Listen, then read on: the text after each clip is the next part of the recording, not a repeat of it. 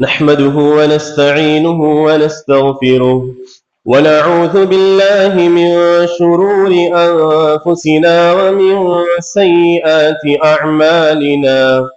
من يهده الله فلا مضل له ومن يضلل فلا هادي له. وأشهد أن لا إله إلا الله وحده لا شريك له، وأشهد أن محمدا عبده ورسوله. يا أيها الذين آمنوا اتقوا الله حق تقاته ولا تموتن إلا وأنتم مسلمون. يا أيها الناس اتقوا ربكم الذي خلقكم من نفس واحدة وخلق منها زوجها وبث منهما رجالا كثيرا ونساء. واتقوا الله الذي تساءلون به والأرحام، إن الله كان عليكم رقيبا. يا أيها الذين آمنوا اتقوا الله وقولوا قولا سديدا يصلح لكم أعمالكم ويغفر لكم ذنوبكم، ومن يطع الله ورسوله فقد فاز فوزا عظيما. أما بعد فإن خير الحديث كتاب الله، وخير الهدى هدى محمد صلى الله عليه وسلم، وشر الأمور محدثاتها، وكل محدثة بدعة، وكل بدعة ضلالة، وكل ضلالة في النار. أعوذ بالله السميع العليم من الشيطان الرجيم. بسم الله الرحمن الرحيم. قاف والقرآن المجيد بل عجبوا أن جاءهم منذر منهم فقال الكافرون هذا شيء عجيب. أإذا متنا وكنا ترابا ذلك رجع بعيد. قد علمنا ما تنقص الأرض منهم وعندنا كتاب حفيظ. بل كذبوا بالحق لما جاءهم فهم في أمر مريج. أفلم ينظروا إلى السماء فوقهم كيف بنيناها وزيناها وما لها من فروج. والأرض مددناها وألقينا فيها رواسي وأنبتنا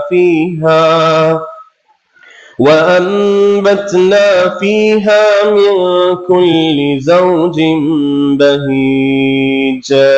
تذكرة وذكرى لكل عبد منيب. ونزلنا من السماء ماء مباركا فأنبتنا به جنات وحب الحصيد. والنخل باسقات لها طلع نضيد رزقا للعباد وأحيينا به بلدة ميتا كذلك الخروج. كذبت قبلهم قوم نوح وأصحاب الرس وثمود وعاد وفرعون وإخوان لوط وأصحاب الأيكة وقوم تبع كل كذب الرسل فحق وعيد أفعينا بالخلق الأول بل هم في لبس من خلق جديد. وقال الله سبحانه وتعالى في محكم تنزيله الذين آمنوا ولم يلبسوا إيمانهم بظلم أولئك لهم الأمن وهم مهتدون. تمام قسم کی تعریف، توصیف، حمد و ثنا، بزرگی و بڑائی اس اللہ وحدہ لا شریک لہ کے لیے لائق و زیبا ہے جو میرا اور آپ کا اکیلا تنے تنہا خالق و مالک ہے۔ درود و سلام ہو تمام انبیاء کرام علیہم السلام پر، خصوصاً جن پر اللہ تعالیٰ نے نبوت کی آخری کڑی فرمائی، جناب محمد مصطفیٰ صلی اللہ علیہ وسلم پر۔ محترم حاضرین و حاضرات، خطبہ مسنونہ کے بعد قرآن مجید کی سورہ انعام کی آیت نمبر 82 آپ کے سامنے پڑھی گئی۔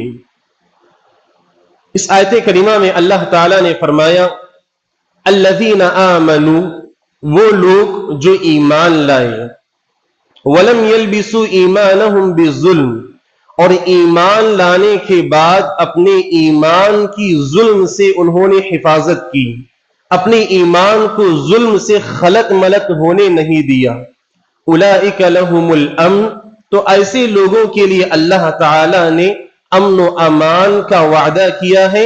وَأُولَئِكَ هُمُ الْمُهْتَدُونَ، اور ایسے لوگوں کے بارے میں اللہ تعالیٰ فرماتے ہیں کہ وہ ہدایت یافتہ لوگ ہیں۔ محترم حاضرین، میرا اور آپ کا گزر ابھی جس مہینے سے ہو رہا ہے وہ ماہ سفر ہے، جو اسلامی سال کے دوسرے نمبر پر مہینوں میں آتا ہے، اور اب ہم اس مہینے کے آخری کڑی پہ پہنچے ہوئے ہیں۔ اس مہینے کے بارے میں لوگوں کے یہاں ایک عجیب و غریب تصور رکھا جاتا ہے۔ لوگ یہ سمجھتے ہیں کہ یہ مہینہ نحوست والا مہینہ ہے۔ اس مہینے میں اللہ رب العزت سال بھر میں جتنی آفتیں نازل کرنا ہو، اس مہینے میں کم و بیش 3 لاکھ سے زائد مصیبتوں اور آفتوں اور بیماریوں کو نازل کرتا ہے۔ یا پھر اسی طرح بعض لوگ یہ سمجھتے ہیں کہ یہ مہینہ کسی بھی خیر کے کام کو انجام دینے کے لیے مناسب نہیں ہے۔ اس میں جو بھی کام کیا جاتا ہے وہ کام اچھے طریقے سے اختتام کو نہیں پہنچتا، وہ کام یا تو بگڑ جاتا ہے یا پھر وہ کام مکمل ہوتا ہی نہیں ہے۔ اس مہینے کے بارے میں لوگوں کے یہاں بدشگونی پائی جاتی ہے، جسے عربی میں التشاؤم کہتے ہیں۔ زمانے جاہلیت میں اللہ کے نبی صلی اللہ علیہ وسلم کے رسول بنائے جانے سے پہلے جو عرب کے لوگ تھے وہ 3 مہینوں کی حرمت کا بڑا پاس و لحاظ اور خیال رکھتے تھے، ذی القعدہ، ذی الحجہ اور محرم۔ اب ان 3 مہینوں میں لڑائی، جھگڑے، قتال، شکار اور اسی طرح کسی کا خون بہانا حج کے مواسم ہونے کی وجہ سے وہ ان تمام چیزوں سے بچ جایا کرتے تھے، اپنے دامن کو بچائے رکھتے تھے۔ اب چونکہ ان کی فطرت میں تھا لڑائی جھگڑا کرنا، مار پیٹ کرنا، جب تک کسی سے تو میں اور ہاتھا پائی نہ ہو جائے انہیں سکون نہیں ملتا تھا۔ تو وہ لوگ جیسے ہی محرم کا مہینہ ختم ہو جاتا اور حاجی جب حج کے لیے آئے ہوتے تو اس وقت وہ تجارت بھی کرتے، اللہ تعالیٰ نے اسے جائز بھی کہا ہے۔ تو تجارت کی وجہ سے جو منافع، جو مال انہیں ملتا، اب ظاہر سی بات ہے جب وہ لوٹنے لگیں گے، جب وہ لوٹ کے گئے تو انہوں نے اچھا خاصا مال کما کے وہ وہاں سے لوٹے ہوئے ہیں۔ اور لوگ ان 3 مہینوں میں حرمت کی وجہ سے بہت زیادہ اپنے آپ کو محفوظ اور امن و امان والا پاتے. تو جیسے ہی یہ 3 مہینے ختم ہوتے تو ڈاکو اور ڈاکہ زنی کرنے والے جو لوگ تھے وہ دوبارہ سے ہوشیار ہو جاتے. وہ دوبارہ جو 3 مہینے انہوں نے اپنے آپ پہ قابو کیا، کنٹرول کیا، اب ان کے یہاں ایک کھلا میدان ہوتا. حرمت والے مہینے ختم ہو گئے، چلو مار پیٹ کریں، لوگوں کے مال کو ہڑپ کریں اور چوری اور ڈاکہ زنی دوبارہ سے اس چیز کا شروعات اور آغاز کیا جائے. تو اس حساب سے لوگ اس سفر کے مہینے کو عرب کے لوگ نحوست والا مہینہ سمجھتے تھے کہ 3 مہینے اللہ نے آرام والے عطا کیے، فوراً یہ مہینہ آیا، پھر لوٹ مار شروع ہو گئی. اسی طرح بعض لوگ اس مہینے میں اتنا زیادہ بدشگونی کا شکار ہوتے کہ اس مہینے میں وہ شادیاں کرنا بھی پسند نہیں کرتے تھے. یہ کون لوگ کرتے تھے؟ عرب کے جاہل لوگ. اب اللہ کے نبی صلی اللہ علیہ وسلم نبی اور رسول بنائے گئے. تو اللہ کے نبی صلی اللہ علیہ وسلم کے نبی اور رسول بنائے جانے کے بعد جب اسلام کا بول بالا ہوا، لوگ جوق در جوق جو پہلے جاہلوں میں جن کا شمار ہوتا تھا، اللہ کے نبی صلی اللہ علیہ وسلم کی دعوت اللہ رب العالمین کی توفیق کی بنا پر وہ اس امت کے علماء میں سب سے پہلے صف میں شامل ہو گئے، یعنی کہ صحابہ کرام رضوان اللہ علیہم اجمعین. انہوں نے توحید کو قبول کیا، اللہ تعالیٰ نے انہیں بلندی عطا فرمائی. اللہ کے نبی نے ان صحابہ کو مخاطب کر کے کہا کہ اے میرے پیارے صحابہ، یاد رکھنا، لا عدوہ ولا طیارہ ولا حامت ولا صفر وفر من المجزوم کما تفر من الاسد، رواہ البخاری. حضرت ابو ہریرہ کہتے ہیں نبی صلی اللہ علیہ وسلم نے کہا کہ اے جنت کے متلاشیوں، اے میرے پیارے صحابہ، یہ جو تم سمجھتے ہو کہ بیماری ایک دوسرے کو لگ جاتی ہے خود بخود، یہ کوئی چیز نہیں ہے. اور اسی طرح ولا طیارہ، یہ جو تم فال نکالتے ہو یہ بھی کوئی اچھی چیز نہیں ہے، اس کا کوئی تصور اسلام میں نہیں ہے.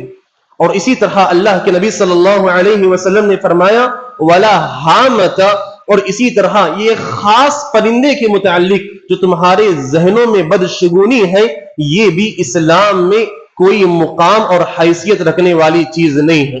پھر اسی طرح اللہ کے نبی نے فرمایا ولا صفر، اور سفر کے مہینے کے نحوست کا تصور جو تمہارے ذہنوں میں بیٹھا ہوا ہے، اس کا بھی دین اسلام میں کچھ مقام اور حیثیت نہیں ہے. محترم حاضرین، صحابہ کرام رضوان اللہ علیہم اجمعین میں ایک شخص کھڑے ہوئے اللہ کے نبی سے کہنے لگے، اللہ کے نبی آپ کہہ رہے ہیں بیماری ایک دوسرے کو منتقل ہونا، یہ خود سے لگ جانا، یہ کوئی چیز نہیں ہے، لیکن ہم نے دیکھا ہے ہمارے یہاں اونٹ ہے. اللہ کے نبی ہمارے یہاں اونٹ ہیں، بہت سارے اونٹوں کو ہم نے پالا ہے جو ریگستان میں رہتے ہیں، سب اچھے اور اٹے گٹے حشاش بشاش ہوتے ہیں، ان کی طبیعت صحیح سالم ہوتی ہے. اچانک کوئی ایسا اونٹ ان میں شامل ہو جاتا ہے جسے کھجلی لگی ہوئی ہوتی ہے. اے اللہ کے نبی صلی اللہ علیہ وسلم، اس ایک اونٹ کی وجہ سے باقی جتنے اونٹ ہیں انہیں بھی وہ کھجلی کی بیماری لگ جاتی ہے. اللہ کے نبی صلی اللہ علیہ وسلم نے مخاطب ہو کے فرمایا اے میرے پیارے صحابی، جو سب سے پہلا اونٹ جسے کھجلی کی بیماری لگی تھی اسے کہاں سے لگی؟ صحابی نے کہا اللہ رب العالمین کی طرف سے. اللہ کے نبی نے فرمایا سب سے پہلے اونٹ کو جو کھجلی لگی اسے اللہ رب العالمین نے اس بیماری میں مبتلا کیا. تو جس طرح پہلے اونٹ کو اللہ نے بیماری میں مبتلا کیا، بالکل ویسے ہی بقیہ اونٹوں کو بھی بیماری میں مبتلا کرنے والا اللہ رب العالمین ہے. لہذا خود سے بیماری کا کسی کو لگ جانا، یہ کوئی اسلام میں اس کی کوئی حیثیت نہیں ہے اور یہ تصور غلط ہے. پھر اللہ کے نبی صلی اللہ علیہ وسلم نے فرمایا، کہا ولا طیارہ، اور یہ تم فال نکالتے ہو، بدشگونی اور بدفالی جو تم لیتے ہو، اس کی بھی دین اسلام میں کوئی حیثیت نہیں ہے. عرب کے لوگ یہ کیا کرتے تھے، جب انہیں گھر سے باہر نکلنا ہوتا، کہیں پہ سفر کرنا ہوتا اور کوئی اچھا کام کرنا ہوتا یا کسی بھی چیز کے لیے نکلنا ہوتا، تو گھر سے باہر نکلتے، دیکھتے درخت کے اوپر پرندہ بیٹھا ہوا ہے۔ اب وہ پرندہ اگر دائیں جانب جائے تو سمجھتے کہ جو کام ہے ہمارا آگے کا بڑا اچھا ہونے والا ہے، اور وہی اگر وہ پرندہ بائیں جانب چلا جائے، اڑنے لگے، تو سمجھتے کہ اب یہ کام ہمارا خراب ہو جائے گا۔ یا پھر اگر پرندہ سامنے والی طرف اڑ کر جاتا تو سمجھتے کہ بھائی اس کام میں اچھا بھی ہے برا بھی ہے، جانا نہیں چاہیے، وہی ہمارے لیے بہتر ہے۔ عرب کے لوگ اس طرح فال نکالا کرتے تھے، اور اسی طرح ان کے یہاں ایک اور چیز بھی تھی، جس طرح آج ہمارے سماج میں ہے کہ اگر گھروں کے اوپر الو آ کر بیٹھ جائے، گھروں کے اوپر الو آ کر بیٹھ جائے تو اس گھر میں مصیبت آ جاتی ہے، اس گھر میں اللہ تعالیٰ کی طرف سے مصیبتیں نازل ہوتی ہیں۔ میرے بھائیوں، یہ غلط فہمی ہے، یہ بدشگونی ہے۔ پہلے کے زمانے میں لوگ اس لیے کہا کرتے تھے کیونکہ جو گھر تھے وہ گھر لکڑیوں کے اور اسی طرح پتوں کے بنائے جاتے تھے، اور الو کبھی اپنا انڈا، کبھی اپنا بیضہ، کبھی وہ اپنے گھونسلے میں نہیں دیتا بلکہ دوسرے جو پرندے ہیں ان کے گھونسلوں میں ڈالتا ہے۔ اور اگر الو کسی گھر کے چھت پہ انڈا ڈال دے تو ظاہر سی بات ہے سانپ کھانے کے لیے اگر وہاں پہ پہنچ جائے تو ہو سکتا ہے گھر والوں کو بھی تکلیف ہو سکے گی۔ اس لیے لوگ پہلے کے زمانے میں یہ کہتے تھے کہ الو اگر کسی کے گھر پر بیٹھ جائے تو ہو سکتا ہے گھر میں مصیبت آئے گی، سانپ آئے گا۔ اب کے دور میں ہمارے گھر پکے بنے ہوئے ہیں، سیمنٹ کے بنے ہوئے ہیں، اس کے باوجود بھی یہ تصور، میرے بھائیوں، پہلے کے دور میں بھی یہ تصور کرنا ایک بہت بڑی بدشگونی ہے، جس کا اسلام میں کوئی تصور نہیں ہے اور آج بھی اس کی کوئی حیثیت نہیں ہے۔ اسی طرح آپ دیکھیں راستے پہ چلتے ہوئے اگر ہمارے سامنے سے بلی گزر جائے کالے رنگ کی تو لوگ وہ راستہ چھوڑ دیں گے۔ اتفاق سے چند دنوں پہلے ایک ساتھی کے ساتھ سانگلی جانا ہوا تو راستے کے درمیان سے ہمارے سامنے ایک بلی گزری تو فوراً وہ چیز خیال میں آئی کہ ارے لوگ کہتے ہیں کہ کالی بلی سامنے سے راستہ کاٹے تو ہمارا جو کام ہونے والا ہے وہ کام پورا نہیں ہوگا، اس میں کچھ نقصان ہوگا۔ میرے بھائیوں یاد رکھیں، یہ بلی، یہ جانور کہ ان کے اندر نفع اور نقصان پہنچانے کی اللہ نے صلاحیت رکھی۔ نفع اور نقصان کا مالک اللہ کی ذات ہے۔ اللہ رب العالمین چاہے تو ہی ہمیں نقصان پہنچے گا، اور اگر اللہ رب العالمین کی مرضی اور منشا نہ ہو تو ہمیں کوئی بھی دنیا کی چیز نقصان نہیں پہنچا سکتی۔ رشتہ دیکھنے کے لیے گئے، دیکھیں کہ جو لڑکی ہے ساری خوبصورت ہے، ماشاء اللہ سب اچھی ہے، لیکن اس کی آنکھ تھوڑا سا ترچی ہے۔ بھائی رشتے کو ریجیکٹ کر دی۔ کیوں؟ ارے ترچی آنکھ والی بہو لائیں گے، گھر میں پورے کام ترچے ہوں گے، گھر میں پورے کام الٹے ہوں گے، گھر میں نحوست آئے گی۔ یہ تصور غلط ہے میرے بھائیوں، یہ تصور غلط ہے۔ جو انسان اللہ رب العالمین کے اوپر بھروسہ رکھنے والا ہو، جس انسان کا اللہ پر کامل اعتماد، یقین، ایمان ہو، ایسا انسان یہ بیجا عقیدوں کے پیچھے جو کہ غلط عقیدے ہیں اپنا ایمان ہرگز بہرگز نہیں گواتا۔ اللہ رب العالمین نے قرآن مجید میں ارشاد فرمایا وَمَن يَتَوَكَّلْ عَلَى اللَّهِ فَهُوَ حَسْبُهُ، سورہ طلاق آیت نمبر 3 آپ پڑھ کر دیکھیں۔ اللہ نے کہا جس انسان کا اللہ پر حقیقی معنوں میں توکل اور بھروسہ ہوگا، اللہ رب العالمین ایسے انسان کے لیے کافی ہے، ایسے انسان کے لیے اللہ تعالیٰ کافی ہے، اللہ تعالیٰ وافی ہے۔ ایسے انسان کے لیے اللہ رب العالمین سب سے بڑا سہارا ہے میرے بھائیوں۔ اور اگر اس طرح کا ہمارا معمول ہو کہ اگر کسی چیز کے سامنے سے گزر جانے کی وجہ سے ہم وہ راستہ چلنا چھوڑ دیں اور وہ کام جو ہم کرنے والے ہیں وہ کام کرنا چھوڑ دیں، اللہ کے نبی صلی اللہ علیہ وسلم ارشاد فرماتے ہیں من ردتہ الطیارہ، جس انسان کو یہ بدشگونی کسی کام کے کرنے سے آڑ آتی ہے، من ردته الطیرۃ، اگر کسی انسان کو یہ بدفعلی اس کے کام کے کرنے سے رکاوٹ بنتی ہے، اللہ کے نبی صلی اللہ علیہ وسلم فرماتے ہیں فقد اشرک، تو ایسے انسان نے اللہ اکبر شرک کا ارتکاب کیا۔ کیوں؟ ہمارا بھروسہ ایک معمولی چپلک، ایک معمولی جانور اور ایک معمولی ایک ایسی چیز جس کی اللہ کے یہاں کوئی حیثیت نہ ہو، اس کے اوپر ہمارا ایمان اور بھروسہ جا رہا ہے کہ وہ نفع اور نقصان کی مالک ہے، تو میرے بھائیوں یہ شرک ہے میرے بھائیوں۔ اور اگر انسان بغیر توبہ کے مر جائے تو اللہ رب العالمین معاف نہیں کرے گا۔ لہذا اس چیز کا ہمیں ہمیشہ خیال رکھنا چاہیے کہ بھروسہ کامل اللہ رب العالمین کی ذات پر ہونا چاہیے۔ کسی چیز کے بارے میں ہم یہ سوچیں کہ یہی نفع اور نقصان کی مالک ہے اور اس کی وجہ سے ہم کوئی کام کرنا چھوڑ دیں، فقد اشرک، تو ایسے انسان نے شرک کیا۔ علامہ البانی رحمہ اللہ نے اس حدیث کو صحیح قرار دیا ہے۔ محترم حاضرین، ہمیں ہمیشہ بدفعلی اور بدشگونی سے اپنے دامن کو بچائے رکھنے کی کوشش کرنا چاہیے۔ اور لوگوں کے نزدیک ایک چیز یہ بھی ہے کہ اگر گھروں پر کوا بیٹھ جائے اور وہ کوا پکارنے لگے تو سمجھ لو کہ اس گھر میں کسی کی موت ہونے والی ہے، اس گھر میں کوئی مصیبت آنے والی ہے۔ میرے بھائیوں یہ بھی بدشگونی ہے، بدفعلی ہے۔ اللہ تعالیٰ کی یہاں ایسی چیز کی کوئی حیثیت نہیں ہے۔ آج لوگوں نے کچھ نیا طریقہ ایجاد کیا ہے۔ وہ کیا ہے؟ اگر کوئی کام کی وہ کام سکسیس نہیں ہوا تو کہتے ہیں ارے یار صبح میں کس کا منہ دیکھ کر میں اٹھا تھا، ارے یار اس کا منہ میں نے آج صبح میں کیوں دیکھا، کاش اس کا منہ نہ دیکھتا تو آج میرا کام اچھا ہو جاتا۔ میرے بھائیوں یہ بھی بدشگونی ہے۔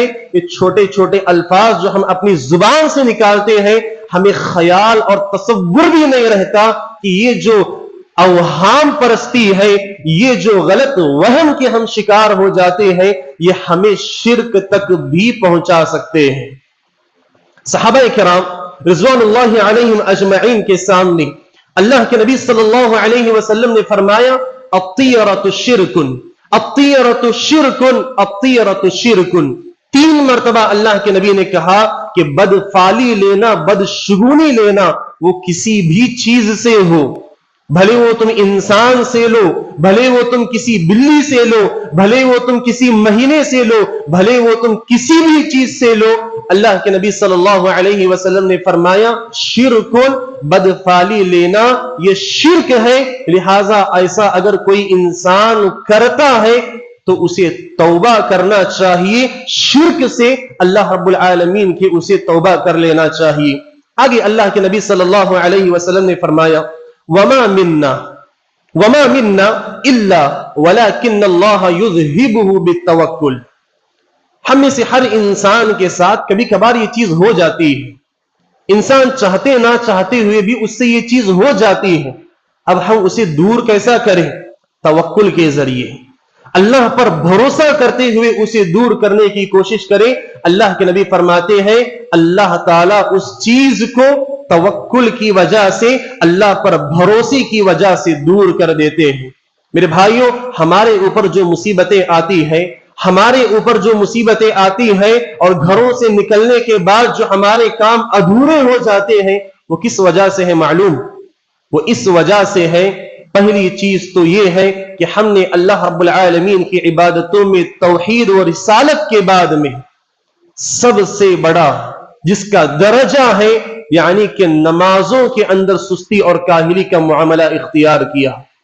فجر کی نماز جس کے بارے میں اللہ کے نبی صلی اللہ علیہ وسلم نے فرمایا فرشتے اس نماز میں آتے ہیں اور مصلیوں کے لیے جو حاضر ہو دعا کرتے ہیں۔ اب جو انسان فجر کی نماز چھوڑ کے 11-12 بجے رات میں سونے والا اور صبح میں 11-12 بجے اٹھنے والا ہو، بتاؤ اللہ تعالیٰ اس کے کاروبار میں کیسے خیر و برکت دے گا؟ اللہ تعالیٰ اس کے کمائی میں کیسے خیر و برکت دے گا؟ فجر کی نماز چھوڑ کے سونے والا شیطان تھپتپی مارتا ہے، شیطان اسے تھپتپی مارتا ہے اور شیطان گرہیں لگاتا ہے، تو سوچے اس کے دن میں کیسے چستی اور کیسے برکت اور خیر والے کام اس سے ہو سکتے ہیں۔ تو لہٰذا سب سے پہلا جو بے برکتی کا سبب ہے یہ بدفعلی اور بدشگونی نہیں ہے، بلکہ ہمارے لیے فجر کی نماز کا چھوڑنا ہے میرے بھائیوں۔ اسی طرح گھر سے نکلتے وقت اللہ کے نبی صلی اللہ علیہ وسلم نے اتنی پیاری دعا ہمیں سکھائی۔ سنن ابو داؤد کی روایت ہے، اللہ کے نبی صلی اللہ علیہ وسلم فرماتے ہیں اذا خرج الرجل من بیتہ، جب آدمی گھر سے نکلتا ہے، فقال، اور وہ کہتا ہے بسم اللہ توکلت علی اللہ ولا حول ولا قوت الا باللہ۔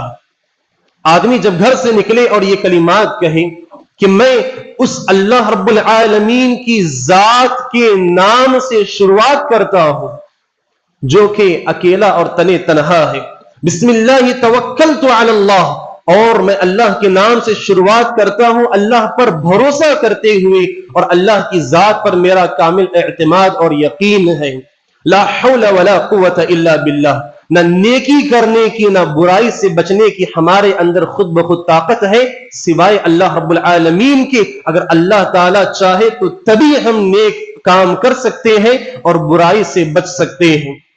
تو اس وقت شیطانوں میں سے ایک شیطان دوسرے شیطان سے کہتا ہے کہ اے شیطان، ایسی انسان کے بارے میں تمہارا کیا خیال ہے جس کے بارے میں اللہ کے نبی نے فرمایا جو یہ دعا پڑھ کے باہر نکلے قد ہدیتا وکفیتا، کہ اللہ تعالیٰ اسے ہدایت دے دیتے ہیں، اللہ تعالیٰ اس کے لیے کافی و وافی ہو جاتے ہیں، اور اللہ رب العالمین ایسے انسان کو وقیتا، برائیوں سے اور ہر قسم کے شر سے بچا لیتے ہیں۔ شیطان کہتا ہے ایسے انسان کو گمراہ کرنا، ایسے انسان کو تکلیف میں ڈالنا، ایسے انسان کے راستے میں رکاوٹ بننا یہ ہمارے لیے محال ہے، ہم یہ کام نہیں کر سکتے۔ ایک شیطان دوسرے شیطان کو کہتا ہے، اور آج ہماری حالت کیا ہے؟ ہم خود شیطان کو دعوت دیتے ہیں، آؤ میں دعا پڑھ کے نہیں نکلتا تم میرے کام میں رکاوٹ بن جاؤ۔ ہم خود دعا نہیں پڑھتے، نہ بچوں کو پڑھاتے ہیں، ہمارا عمل خود خلاف سنت ہے، اور ہم یہ کہیں کہ وقت خراب ہے، زمانہ خراب ہے، مہینہ خراب ہے، اس مہینے کی وجہ سے ہمارے کام میں رکاوٹیں بن رہی ہے۔ میرے بھائیوں، یہ سارے کے سارے کلمات اللہ رب العالمین کو تکلیف دیتے ہیں۔ اللہ کے نبی صلی اللہ علیہ وسلم نے فرمایا یؤذینی ابن آدم، آدم کا بیٹا مجھے تکلیف دیتا ہے، یسب الدہر وانا الدہر اقلب اللیل والنہار۔ اللہ کے نبی فرماتے ہیں، صحیح مسلم کی روایت ہے، کہتے ہیں کہ ابن آدم مجھے تکلیف دیتا ہے۔ کیسے تکلیف دیتا ہے؟ وہ زمانے کو، وقت کو گالی دیتا ہے، وانا الدہر، اور میں ہی زمانہ، یعنی کہ زمانے کو بنانے والا میں ہوں، اقلب اللیل والنہار، دن کو رات میں اور رات کو دن میں میں پلٹتا ہوں۔ اگر کوئی انسان زمانے کو گالی دے رہا ہے، وقت کو برا بھلا کہہ رہا ہے، تو گویا ایسا انسان اس وقت کو، زمانے کو، مہینے کو بنانے والا اللہ رب العالمین کو گالی دے رہا ہے، اللہ رب العالمین کو تکلیف دے رہا ہے۔ میرے بھائیوں، لہذا اس طرح کی جو بدشگونیاں ہیں، اس طرح کے جو کلمات ہماری زبان سے نکلتے ہیں، یہ کلمات کفریہ کلمات ہیں، اللہ رب العالمین کو تکلیف پہنچانے والے کلمات ہیں، لہذا کبھی زمانے کو، وقت کو برا بھلا نہیں کہنا چاہیے۔ اسی طرح اللہ کے نبی صلی اللہ علیہ وسلم نے آگے فرمایا وَلَا حَامَةَ، کہا کہ یہ جو تم لوگ ایک پرندے کے بارے میں یہ بدشگونی لیتے ہو کہ یہ پرندہ اگر کسی گھر کے اوپر بیٹھ جائے تو وہ گھر مصیبتوں کا شکار ہو جاتا ہے، اس میں کسی کی موت ہو جاتی ہے، یہ بھی بیجا اور فالتو کی چیز ہے، اس کا بھی اسلام میں کوئی تصور نہیں ہے۔ اور سفر کے مہینے کے بارے میں اللہ کے نبی نے خاص کر کے نام لے کر کہا ولا سفر، اور سفر کے مہینے کے نحوست کے بارے میں اے میرے صحابہ، جو لوگوں کے بارے میں تصور رکھا جاتا ہے اس تصور کو اپنے ذہنوں سے نکال دو، اس لیے کہ سفر کے مہینے میں خیر اور شر کا مالک جو ہے وہ صرف اللہ رب العالمین کی ذات ہے۔ آپ دیکھیں اسلام کی بڑی بڑی چیزیں، اسلام کی بڑی بڑی چیزیں سبحان اللہ اس سفر کے مہینے میں قرار پائی ہیں۔ اللہ کے نبی صلی اللہ علیہ وسلم غزوہ خیبر کب گئے؟ جب خیبر کی جنگ ہوئی تو جنگ ہونے کے بعد اسی سفر کے مہینے میں اللہ کے نبی صلی اللہ علیہ وسلم کا نکاح حضرت صفیہ رضی اللہ عنہا سے ہوا۔ اللہ کے نبی صلی اللہ علیہ وسلم نے جب خیبر کے مقام پہ اسے فتح کیا، اس مہینے میں فتح کیا، پھر اس کے بعد میں جب غلاموں کو پیش کیا گیا تو اس میں ایک خوبصورت عورت حضرت صفیہ رضی اللہ عنہا تھی، جو کہ ایک بادشاہ اور سردار کی بیٹی تھی۔ صحابہ نے کہا کہ ایک شخص نے کہا اللہ کے نبی میں ان سے نکاح کرنا چاہتا ہوں، تو بعض صحابہ نے کہا اللہ کے نبی وہ سردار کی بیٹی ہے، انہیں اجازت دے کہ وہ کس سے نکاح کرنا چاہتے ہیں کر لیں۔ حضرت صفیہ نے کہا اے اللہ کے نبی، میں نے آپ پر، آپ کی دعوت پر ایمان لایا اور اسلام کو قبول کیا، تو میں چاہتی ہوں کہ آپ سے ہی نکاح کروں۔ اللہ کے نبی نے صحابہ کو کہا کہ اے میرے صحابہ، تمہارے پاس کھانے پینے کے لیے کوئی چیز ہے؟ صحابہ نے مل کے جو جو کھانے کی چیزیں تھی وہ سب جمع کر دی۔ اللہ کے نبی نے نکاح کیا، رات گزاری، اور ولیمے میں صحابہ نے جو چیزیں جمع کی تھی کہا کہ یہی تمہارے لیے میری طرف سے ولیمہ ہے۔ اور بتائیں اللہ کے نبی صلی اللہ علیہ وسلم سفر میں نکاح کر رہے ہیں، اور آج جو خطیب ہال ہے اس پورے مہینے میں میں نے دیکھا ہے بہت مشکل سے 4 سے 5 دن بھرا ہوا نظر آیا ہے۔ یہ آج ہمارے مسلمانوں کے یہاں یہ بدشگونیاں ہیں میرے بھائیوں۔ حضرت علی بن ابی طالب اور حضرت فاطمہ الزہرا رضی اللہ عنہا کے بارے میں آتا ہے، 2 روایتیں ہیں۔ ایک روایت میں یہ ہے کہ ماہ رمضان میں ان کا نکاح ہوا، اور ایک روایت میں یہ ہے کہ اسی سفر کے مہینے میں ان کا نکاح طے پایا۔ تو لہٰذا جس مہینے میں اللہ کے نبی صلی اللہ علیہ وسلم پر بچوں میں سب سے پہلا ایمان لانے والا حضرت علی بن ابی طالب، جو اللہ کے نبی کے چچیرے بھائی ہیں، جنہوں نے اللہ تعالیٰ نے جن کے ہاتھ میں خیبر کو فتح کرایا، ایسا شخص جنہیں اللہ کے نبی نے دنیا میں جنت کی بشارت دی، وہ اللہ کے نبی صلی اللہ علیہ وسلم کی بیٹی کے ساتھ سفر کے مہینے میں نکاح کر رہے ہیں، اور ان کی زندگی ہمارے لیے قابل مثال ہے۔ تو بتاؤ میرے بھائیوں، اس مہینے میں نکاح کرنا کہاں سے نحوست ہو سکتا ہے؟ یہ غلط تصور ہے میرے بھائیوں۔ ان تمام چیزوں سے مجھ اور آپ کو اپنا دامن بچائے رکھنا چاہیے۔ ان تمام چیزوں سے مجھ اور آپ کو اپنا دامن بچائے رکھنا چاہیے، اور ایک چیز ہمیشہ اپنے ذہن میں رکھنی ہے۔ وہ کیا چیز ہے؟ اللہ کے نبی نے فرمایا وَلَوِ اجْتَمَعَتِ الْإِنسُ وَالْجِنُّ عَلَىٰ أَن يَنفَعُوكَ بِشَيْءٍ لَمْ يَنفَعُوكَ إِلَّا بِشَيْءٍ قَدْ كَتَبَهُ اللَّهُ لَكَ۔ یاد رکھو، اگر سارے کے سارے انسان اور جنات جو اس پوری دنیا میں موجود ہیں، اگر جمع ہو جائے تمہیں نفع پہنچانے کے لیے، فائدہ پہنچانے کے لیے، لم ينفعوك الا بشيء قد كتبه الله لك، لم ينفعوك بشيء، کچھ بھی فائدہ نہیں پہنچا سکتے، الا قد كتبه الله لك، اگر فائدہ پہنچا بھی دیے تو اتنا ہی فائدہ پہنچائیں گے جتنا اللہ نے مقدر میں لکھ رکھا ہے۔ وَلَوِ اجْتَمَعَتِ الْإِنسُ وَالْجِنُّ عَلَىٰ أَن يَضُرُّوكَ بِشَيْءٍ لَمْ يَضُرُّوكَ بِشَيْءٍ إِلَّا قَدْ كَتَبَهُ اللَّهُ لَكَ۔ اور سارے کے سارے انسان، سارے کے سارے جنات اس روئے زمین پر بسنے والے جمع ہو جائیں، کس لیے؟ چھوٹا سا نقصان پہنچانے کے لیے نہیں پہنچا سکتے۔ إِلَّا قَدْ كَتَبَهُ اللَّهُ لَكَ، اگر پہنچا بھی دیے تو اتنا ہی نقصان پہنچائیں گے جتنا اللہ تعالیٰ نے ہمارے مقدر میں لکھ رکھا ہے۔ اور یاد رکھیں ما اصابک لم یکن لیخطئک وما اخطأک لم یکن لیصیبک، جو چیز ہمیں پہنچ گئی یا پہنچنے والی ہے وہ ہم سے چھوٹنے والی نہیں ہے، اور جو چیز ہم سے چھوٹ گئی یا چھوٹنے والی ہے وہ چیز ہمیں کبھی ملنے والی بھی نہیں ہے۔ تو لہٰذا ہمیشہ اللہ رب العالمین پر وَعَلَى اللَّهِ فَلْيَتَوَكَّلِ الْمُؤْمِنُونَ، اللہ رب العالمین پر مومنوں کو ہمیشہ توکل اور بھروسہ رکھنا چاہیے کہ اللہم لا طیر الا طیرک ولا خیر الا خیرک ولا الہ غیرک، اے اللہ رب العزت اگر تو چاہے تو ہمیں نقصان پہنچ سکتا ہے، تیرے علاوہ ہمیں کوئی نقصان نہیں پہنچا سکتا، اے اللہ رب العزت تیرے علاوہ ہمیں کوئی خیر نہیں پہنچا سکتا، اے اللہ رب العالمین تیرے علاوہ اس روئے زمین میں، اس ساری کائنات میں حقیقی معبود کا کوئی حقدار بھی نہیں ہے۔ یہ ہمارا ایمان اور توکل ہونا چاہیے میرے بھائیوں۔ ایک واقعہ بیان کیا جاتا ہے جسے بتا کر میں اپنی بات ختم کروں گا۔ ایک شخص کنویں میں گر پڑا، ابھی کل میں نے یہ واقعہ پڑھا، ایک شخص کنویں میں گر پڑا اور چیخنے پکارنے لگا، اچھا خاصا پی کے پڑا ہوا تھا کنویں میں، تو لوگوں نے آ کر اسے باہر نکالا. باہر نکالنے کے بعد اسے دودھ دیا پینے کے لیے.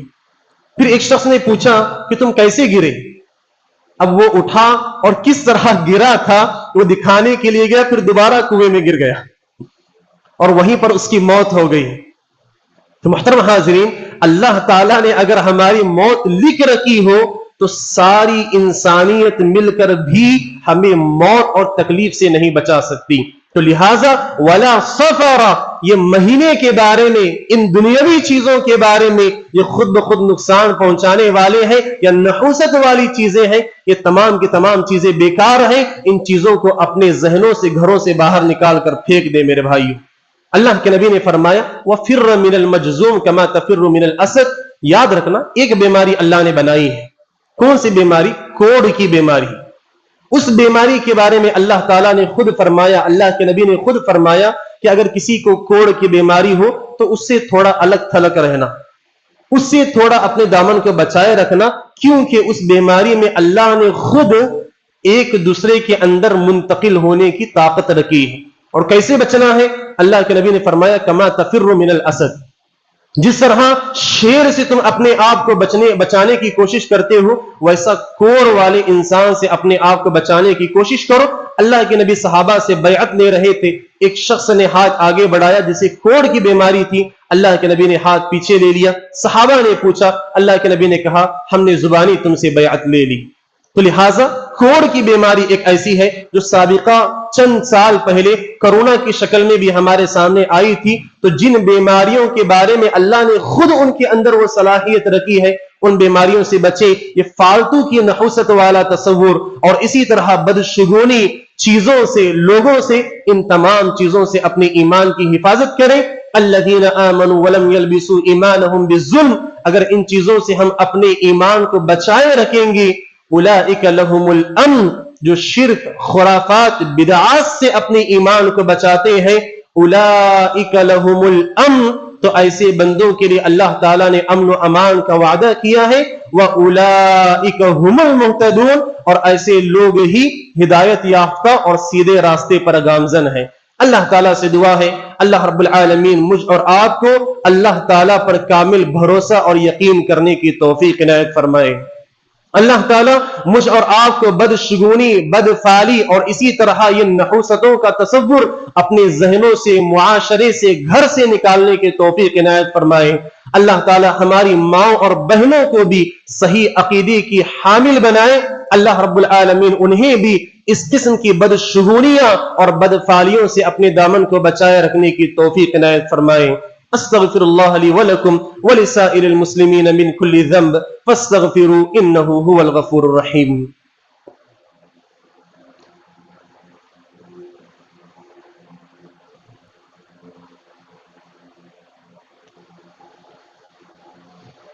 الحمد لله والصلاة والسلام على رسول الله وعلى من والاه واشهد ان لا اله الا الله وحده لا شريك له واشهد ان محمدا عبده ورسوله. أعوذ بالله السميع العليم من الشيطان الرجيم. بسم الله الرحمن الرحيم. إن الله وملائكته يصلون على النبي يا أيها الذين آمنوا صلوا عليه وسلموا تسليما. اللهم صل على محمد وعلى آل محمد كما صليت على إبراهيم وعلى آل إبراهيم إنك حميد مجيد. اللهم بارك على محمد وعلى آل محمد كما باركت على إبراهيم وعلى آل إبراهيم إنك حميد مجيد. عباد الله رحمني ورحمكم الله، إن الله يأمر بالعدل والإحسان وإيتاء ذي القربى وينهى عن الفحشاء والمنكر والبغي يعظكم لعلكم تذكرون. اذكروا الله يذكركم وادعوه يستجب لكم ولذكر الله أكبر والله يعلم ما تصنعون. قوموا للصلاة.